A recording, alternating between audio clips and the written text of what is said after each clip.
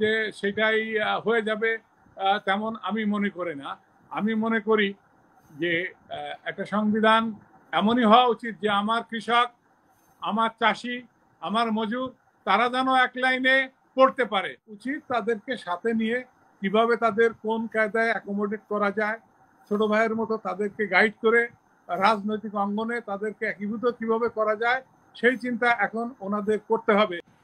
তারা একটা বড় স্বৈরাচারকে জাতির বুক থেকে নামিয়ে দিতে পেরেছে, এই কৃতিত্ব তাদের দিতে হবে। সুতরাং অনেকে তাদের কর্মকাণ্ড নিয়ে আলোচনা করে, সমালোচনা থাকবেই। আলোচনায় আসার আগে আমাদের ক্লিন ইমেজ পলিটিশিয়ান বকুল ভাই সরকারের কর্ম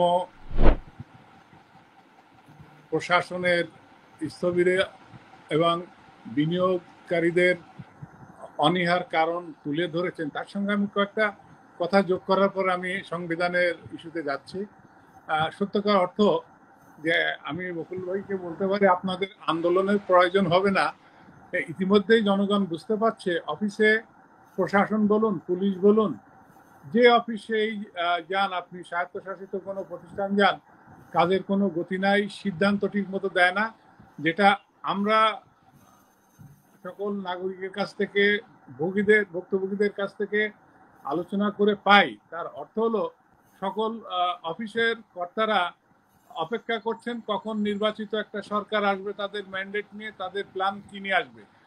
তারা মনে করছে এই সরকার তো ফায়ার সার্ভিস সরকার, অর্থাৎ আগুন লাগছে, হঠাৎ করে আসছে আগুন নিবানোর জন্য, তো অল্প দিনের জন্য ওনারা কি আমি করব, কবে আমাকে পোস্টিং করে দিবে, কার বিপক্ষে যাবে, এখন একটা করব, আবার বিএনপি যদি মনক্ষুণ্ণ হয় তাহলে আমি আরো বিপদে পড়বো, জামাত আবার কি বলবে, আবার এই ছাত্র নেতাদের বিপক্ষে গেলে, এরকম সত্যিকারে দোদুল্যমান একটা অবস্থার মধ্যে আমাদের সরকারের টুলস যেটা যারা কর্মকাণ্ড দৈনন্দিন চালায় সেখানে স্থবিরতা আছে। সেটার জন্য জনগণও কিন্তু কিছুটা এভাবেই দাবি জানায় যে একটা নির্বাচিত সরকার যত দ্রুত আসে ততই হয়তো এই সিদ্ধান্তগুলো ভালো হবে এবং মনে হয় যে ভোগান্তি কমে যাবে। আসি এখন সংবিধানের কথা। আপনি বললেন সংবিধান রচনা করতে 2-3 বছর, 2-3 যুগ লাগবে। জনাব আসিফ নজরুল বলছেন, উনি তো আর কোনো অথরিটি না, উনি বললে যে সেটাই হয়ে যাবে তেমন আমি মনে করি না। আমি মনে করি যে একটা সংবিধান এমনই হওয়া উচিত যে আমার কৃষক, আমার চাষি, আমার মজুর তারা যেন এক লাইনে পড়তে পারে। তাদের যেন ডক্টর কামাল আর ডক্টর কর্নেল কলিমুল্লাহরে খুঁজতে না হয় যে স্যার এটা আমার ব্যাখ্যা করে দেন। তো সেই সংবিধান তো এদেশের জনগণের জন্য না, এদেশের মানুষের সংবিধান আমাদের দরকার।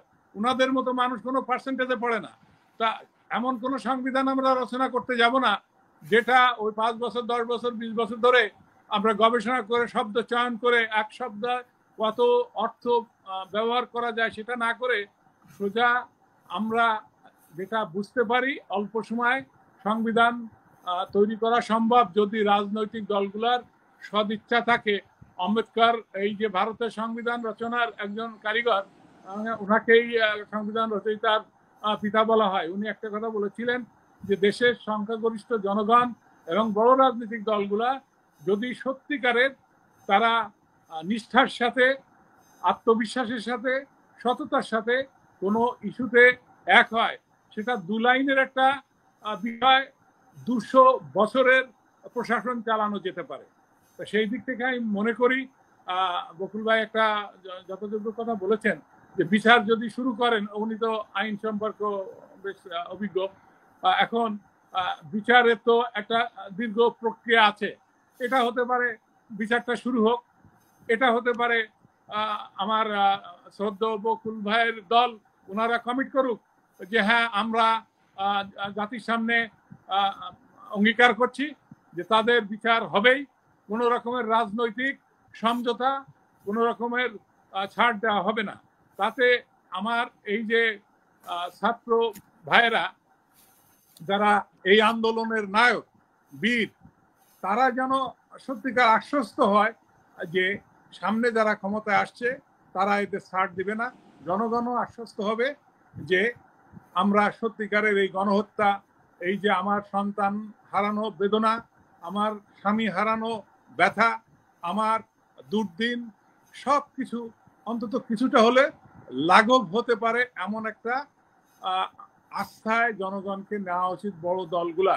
এখন ছোট যে দল এনসিপি, তারা নতুন, বকুল ভাইদের মতো বড় ভাই দল বলবো যে ওনাদের উচিত তাদেরকে সাথে নিয়ে কিভাবে তাদের কোন কায়দায় অ্যাকোমোডেট করা যায়, ছোট ভাইয়ের মতো তাদেরকে গাইড করে রাজনৈতিক অঙ্গনে তাদেরকে একীভূত কিভাবে করা যায় সেই চিন্তা এখন ওনাদের করতে হবে।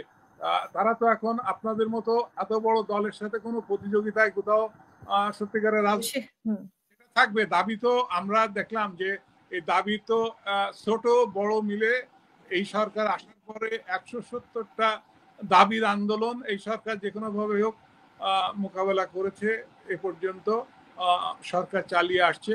আর তাদের যে দাবিগুলা যৌক্তিক সেটা তো সবাই বোঝে। আমি যেটা বলতে চেয়েছি সেটা হচ্ছে এদের অবদান আমাদের অস্বীকার করার কোনো পথ নাই। 16টি বছর আমি বকুল ভাইয়ের রাজনীতি আমি কিন্তু খুব পছন্দ করি। উনি প্রচন্ড রকমের কৌশলী এবং কাউকে ব্যক্তিগত আক্রমণ করে রাজনীতি করেন না। উনি কোথাও একটা কটু কথা শুনলেও কাউকে উনি কটু কথা বলেন না। উনি মানুষের যে হার্ট উইনিং একটা ফিলোসফির উপরে রাজনীতি করেন। তো সেই ক্ষেত্রে আমি মনে করি যে আমাদের এই যে ছাত্ররা এত আন্দোলন করেছে, অনেকে বলে যে আমাদের অবদান যেমন বিএনপি বা জামাত অন্যান্য দল আছে, হ্যাঁ তারাও 16টি বছর 16 বছর তো বিএনপি জামাতে অত্যাচার হয়েছে, মাঠে ছিল, কিন্তু এই ছাত্ররা তো আমরা জুলাইয়ের আগে দেখিনি ওদেরকে। খুন, জেলের ভিতরে অনেকে মারা গেছে, হাত কড়া পড়ে অনেকে মাথার জানাজা পড়েছে, এগুলো আমরা দেখেছি। এখনো বিএনপির অনেক কর্মী নেতা জেলে রয়েছে, তারা এখনো কিন্তু মুক্তি পায়নি। সুতরাং তাদের ত্যাগ বৃথা যাবে না, তাদের ত্যাগ অবশ্যই জনগণ মনে করে।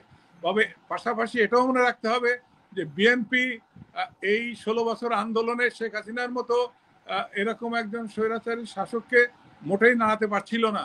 শুধুমাত্র দলগুলা ক্ষতিগ্রস্ত হয়েছে, দিনের পর দিন বাড়িঘর ছাড়া হয়েছে, ব্যবসা বাণিজ্য হারিয়েছে, আপনজন হারিয়েছে, ব্যথার পরে ব্যথা, ব্যথার সমুদ্রে ভেসেছেন।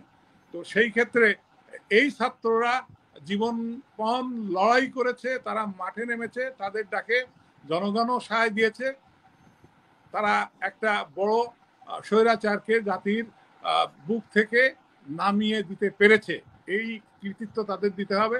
সুতরাং অনেকে তাদের কর্মকাণ্ড নিয়ে আলোচনা করে, সমালোচনা থাকবেই, ভুল থাকবে, কাজ করলে ভুল সেখানে থাকবে।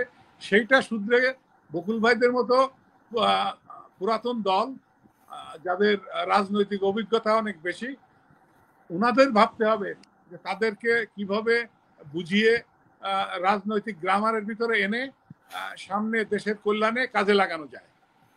আর সংবিধান বিচার, আমি যেটা বললাম, একটা বিচার না হলে ইলেকশন করা যাবে না, এটা নিয়ে তাহলে তো অন্য ইস্যু আসবে। তখন যারা গণতান্ত্রিক দল নির্বাচনমুখী হয়ে আছে, জনগণ যারা ভোট দিতে উদ্গ্রীব হয়ে আছে, তখন প্রশ্ন আসবে তাহলে উদ্দেশ্য কি অন্য কিছু। সুতরাং নির্বাচন প্রধান উপদেষ্টা যেটা বলেছেন, দাবি দেওয়া, সংস্কার, বিচার, এগুলো এক জিনিস, আর নির্বাচন অন্য জিনিস।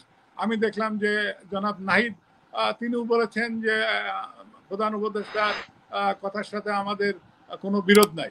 তো সেই দিক থেকে আমি মনে করি যে খুব বড় একটা গ্যাপ কোথাও আছে বলে মনে হয় না। হয়তো আগামীতে দলগুলা একসাথে বসে কথা বললে এটা সমস্যার সমাধান হওয়া সম্ভব। অসংখ্য ধন্যবাদ। আমি